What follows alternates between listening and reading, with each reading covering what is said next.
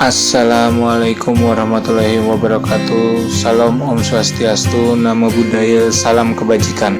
Kali ini kita akan membawakan materi hubungan manusia sebagai makhluk individu dan sosial dan dilema kepentingan individu dan sosial. Tentunya saya tidak sendiri di sini, bersama kawan saya yang bernama Alfian Bid yang juga akan membantu saya untuk mempresentasikan materi ini pada presentasi hari ini.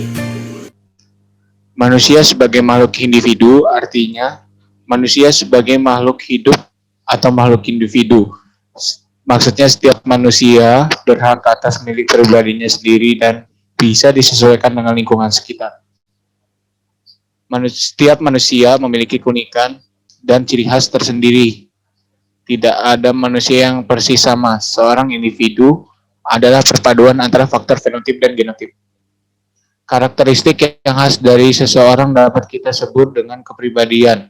Menurut Mursyid Sumaatmaja tahun 2000, kepribadian adalah keseluruhan perilaku individu yang merupakan hasil interaksi antara potensi-potensi bio-psikofisikal atau fisik dan psikis yang terbawa sejak lahir dengan rangkaian situasi lingkungan yang terungkap pada tindakan dan perbuatan serta reaksi mental psikologisnya jika mendapat rangsangan dari lingkungan.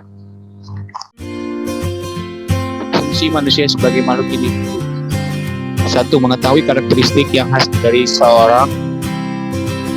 2. Makhluk individu membutuhkan lingkungan sosial. 3. Menempati dirinya sendiri pada segala situasi serta aspek dalam kehidupan mereka. 4. Makhluk individu mampu menyeimbangkan dan menyelaraskan antara diri mereka sendiri dengan lingkungan sekitar. Menerapkan ilmu budaya dasar dalam kehidupan.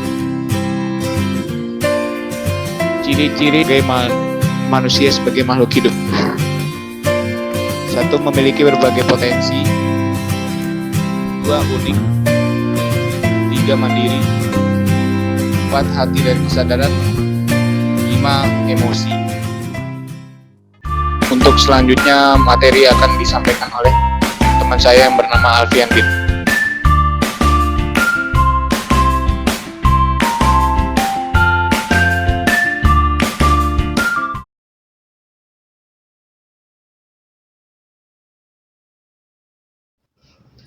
Manusia sebagai makhluk sosial.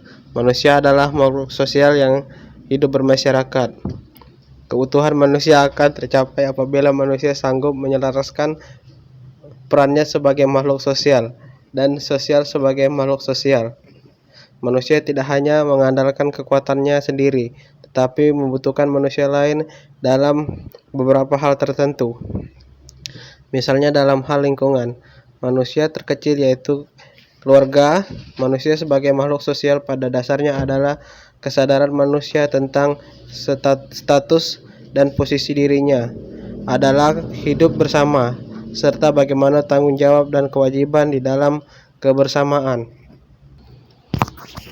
Fungsi dan ciri manusia sebagai makhluk sosial. Fungsi: 1. Terpenuhinya kebutuhan jasmani, manusia juga hidup bersama dalam memenuhi kebutuhan rohani. 2. Terbentuknya konsep diri atau jati diri seorang individu. 3. Pergaulan sosial dan silaturahmi dapat menimbulkan rasa indah dalam kehidupan serta menimbulkan suasana. 4. Potensi manusia akan berkembang bila ia hidup di tengah masyarakat sehingga ia menjadi pribadi yang semakin baik. 5. Berkembangnya perbuatan luhur yang mencerminkan sikap dan suasana kekeluargaan serta gotong royong. Ciri-ciri: 1. Tunduk pada aturan dan norma sosial. 2. Perilaku manusia mengharapkan suatu penilaian dari orang lain. 3. Memiliki kebutuhan untuk berinteraksi dengan orang lain. Lalu, apa yang dimaksud dengan hubungan antara manusia sebagai makhluk individu, sosial, dan budaya? Manusia sebagai makhluk individu yang berhak atas milik pribadinya sendiri dan bisa disesuaikan dengan lingkungan sekitar. Manusia tak mampu hidup sendiri dan bergantung pada manusia lainnya agar dapat memenuhi kebutuhan hidupnya. Dalam hal ini, manusia sebagai makhluk individu menjalani kehidupan bersama individu lainnya.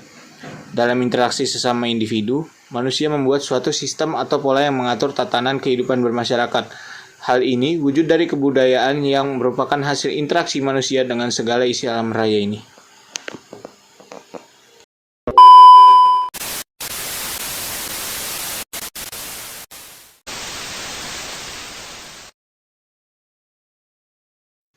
Dilema kepentingan individu dan sosial.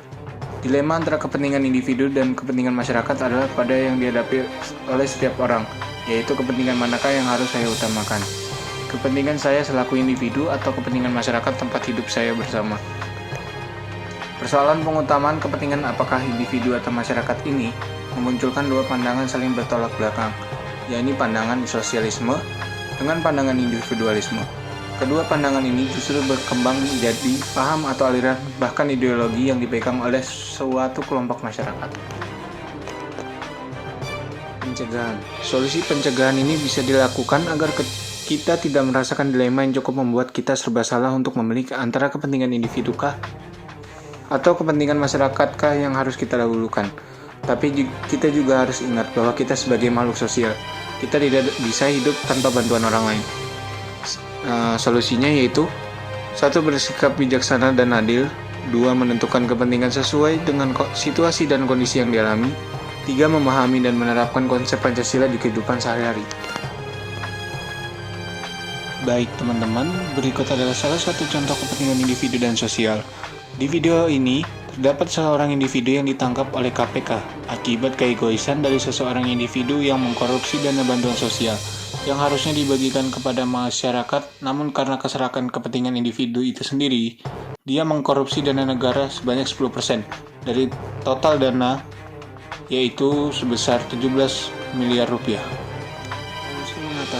Solusi mengatasi ini bisa kita lakukan pada saat kita sudah atau sedang merasakan dilema antara memilih kepentingan individu atau kepentingan bermasyarakat seperti yang ada pada contoh video berikut tadi, yaitu 1.